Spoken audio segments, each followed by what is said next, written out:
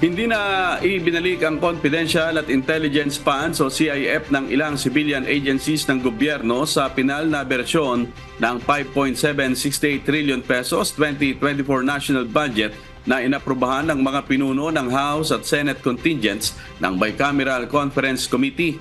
Ayon sa ilang mambabatas, hindi talaga ito naibalik at sa halip ay inilapat na sa mga security agency.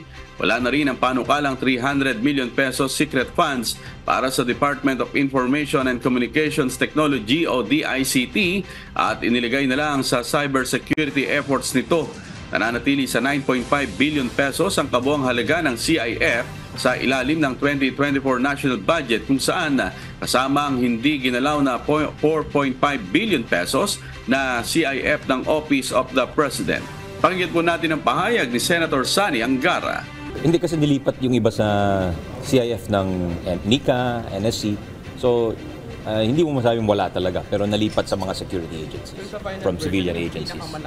Hindi rin nagalaw ang special provision na ipinanukala ni Senate Deputy Minority Leader Risa Ontiveros na ipagbawal ang paggamit ng contingent fund para ipandagdag sa confidential at intelligence funds.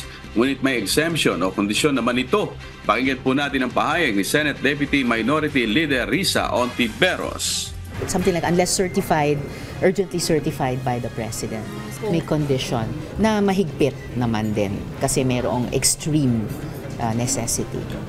Sa ilalim din ng pinal na bersyon, dinagdagan ng 2 billion pesos ang pondo para sa Philippine Coast Guard habang aabot sa 8 to 10 billion pesos ang dagdag na pondo para sa Department of National Defense. Inaasang raratipikahan sa plenaryo ng dalawang kapulungan ng Kongreso ngayong araw ang pinal na bersyon ng national budget bago isumite sa opisina ni Pangulong Ferdinand Marcos Jr. Pakinggan po natin ang pahayag ni House Committee on Appropriations Chairperson Sal Dico.